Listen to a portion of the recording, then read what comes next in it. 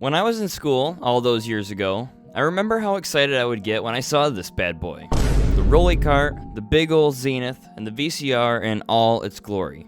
This meant that it was substitute teacher time, and it was last minute enough that they were getting paid to have us watch a video for the duration of the class period. Most of the time, you would just have to suffer through an instructional video centered around the subject you were there for. But occasionally, you get to watch one of those 25-minute how it's made videos.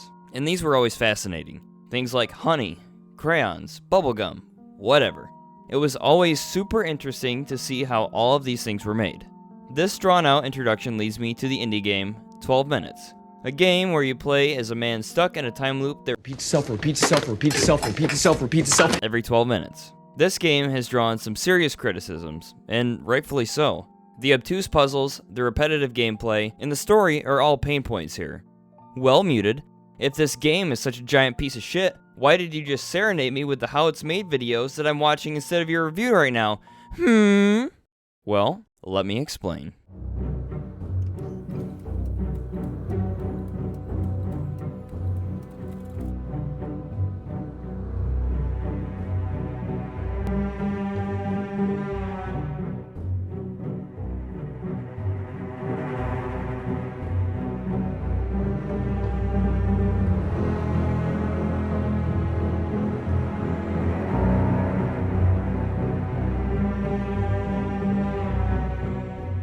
The very first thing that I said upon finishing 12 minutes was, what the f*** did I just play? I felt like I had wasted my time with a ridiculous story, and I felt a very similar feeling to when I walked out of the theater after having seen The Last Jedi, which coincidentally also stars Daisy Ridley. You cannot make this stuff up. She just can't avoid this type of content. What kind of content is that? The kind that subverts your expectations. And that was the direction that I was originally going to take this review. I was going to absolutely tear into 12 Minutes and The Last Jedi because, I'm already there, and so is Daisy Ridley, so why not? And oh man, it would have been glorious. But then I remembered how excited I was for this game. The interesting direction of the top-down gameplay approach, the feelings I felt when I saw this teaser, and even just the concept of the game itself, where you're just some dude that comes home for an evening with your wife, and a cop busts through the door, kills you, and the time loop games begin.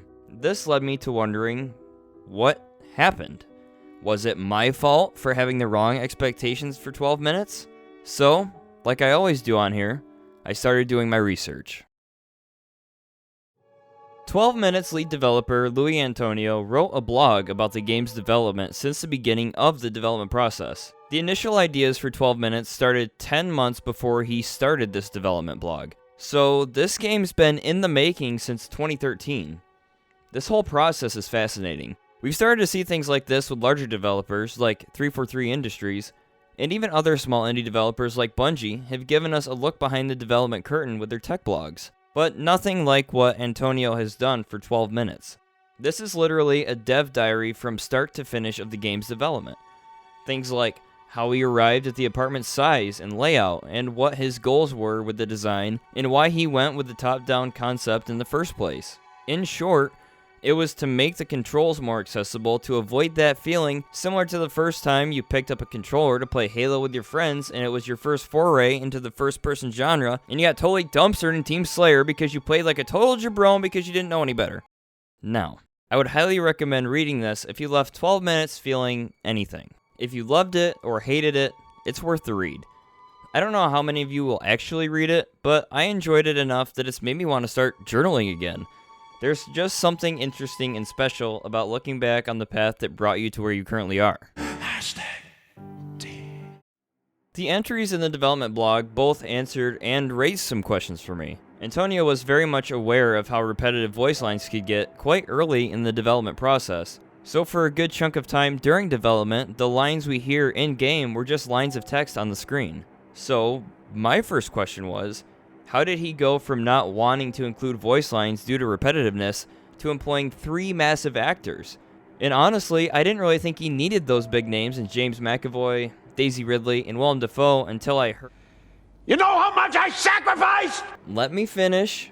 Until I heard how flat the lines were delivered in the teaser trailer that got me hyped for the game in the first place.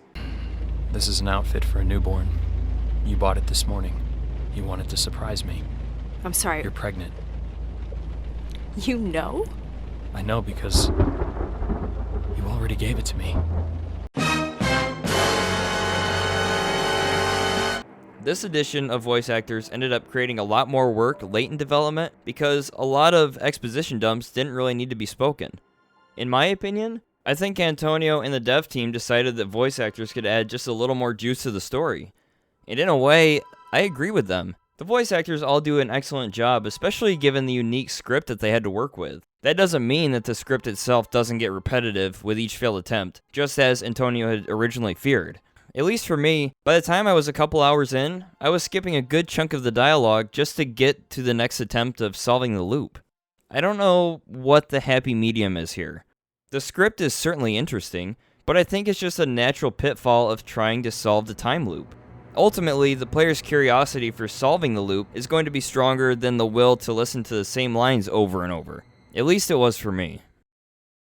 Let's talk about the puzzles and problem solving in 12 minutes. With games like this, there is a lot of trial and error, and I knew that going in. However, I didn't know how obtuse some of these puzzles were going to be. I think part of this is on me for basically playing Destiny a whole bunch, where you have maps and waypoints as everything is go here and do this. 12 minutes is not that way. This is by design. I remember one dev blog post in particular where Antonio was discussing playing one of the newer Hitman games, and the game was basically holding his hand during the process of planning out a hit. I agree with him that in a game like Hitman, having the game not trust you to make your own plan of attack is pretty ridiculous. And he definitely applied that mindset to 12 minutes. Now, I will take some of the blame for some rusty problem-solving skills and being a bit of a dingus, but some of the ways you progress the story are pretty silly. And I'll be honest, this isn't my full-time gig yet, so I only have an allotted amount of time to play a game, write the script, and make the video. So if I'm stuck on a puzzle with a ridiculous solution for a few loops, I feel like the game is starting to waste my time. The entire game didn't feel this way, and there were moments where I was like, yeah, damn right I figured that out. But I'd be lying if I said I didn't look up the solution to a couple of roadblocks I ran into, only to roll my eyes at the solution. I admire Antonio's approach for not wanting a point-and-click adventure game to just tell you how to do everything. There are games that kind of put the player in the back seat while they tell a story, but 12 minutes isn't that way. I wouldn't steer players away just because of a few tough puzzles, but I would just be aware of it going in. So, the story. Oh boy. Here we go. I don't think that I can really get into the story without going into spoiler territory. Like I said earlier, the main premise is that you come home and you're about to have a nice evening with your wife, and a cop comes in and kills you, and then the loop starts. I don't have any issue with this. It's interesting. Trying to chip away at your wife's past and the cop's motives every loop is also interesting. But now is where I will unapologetically go into spoilers. If you want to watch the rest of the video, skip to this point because I'll be done by then.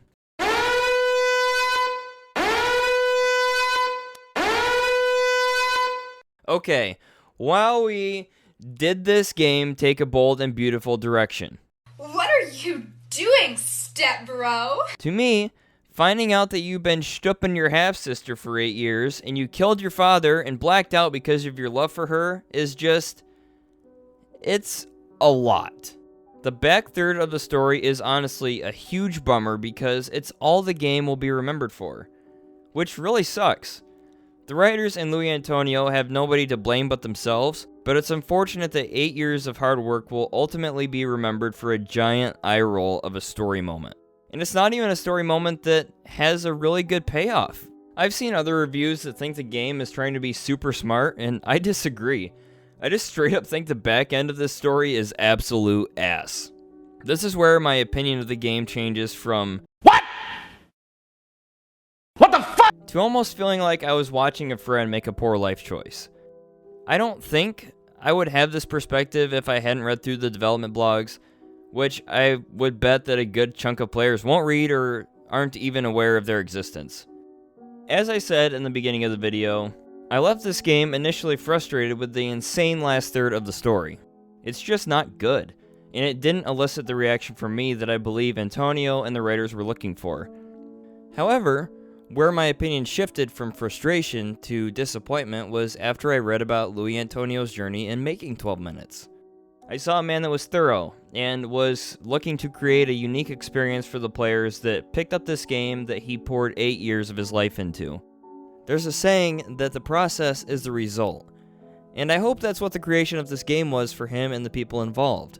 Not every game is going to have this path you can follow where you can watch the pieces come together only to fall apart at the very end. I understood why the puzzles were obtuse, and I understood what the goal was with the accessibility of this game. It all comes back to those how it's made videos I was discussing earlier. The process of how something was made was always more interesting than the final product. This is definitely the case for me in reference to 12 minutes. Seeing a man channel what he loves about games into this product that I've been going on about for 11 minutes is interesting. If it wasn't, I wouldn't have reviewed it. And as much as I hate it, maybe that's why the story didn't totally ruin the experience for me. Because to me, Antonio executed about 90% of his goals incredibly well here. Don't get me wrong, understanding why certain development decisions were made certainly doesn't justify them. But it did help me understand how we got the final product that we did. With the exception of the story, of course. That thing just took a left turn out of nowhere. Do I think you should play 12 minutes? Honestly? Yeah. I think that all my complaints are valid, but ultimately this game will take you 3 to 4 hours to complete, and it's one that will stick around in your brain for a while like it has in mine. This game has flaws, and this game has parts of it that are pretty bad. But 12 minutes is a game that's in the same category as an M. Night Shyamalan movie. It won't be the best game you've ever played, but I personally think it's worth the playthrough just so you can roll up to the rest of us that have played 12 minutes and ask, "What the hell was that?" Thank you all so much for watching. I hope you all enjoyed this look into 12 minutes, and I can't recommend that dev blog enough. If you have any interest in game development, go read it. It's incredibly informative, and it left me with a bunch of respect for all the developers out there that pour their souls into these games for dipshits like me to play and talk about. If you want to catch more content like this, go ahead and click that subscribe button, and if you enjoy this video, a positive rating would be very much appreciated. If you enjoy live streams that don't involve hot tubs, I will be finishing my Alien Isolation playthrough this Saturday right here on YouTube. You won't want to miss that. Jesus Christ. Oh my god. Much love to all of you people that continue to watch what I put out here on this channel. As always, it means a lot to me. Stay safe out there, and peace out, everybody.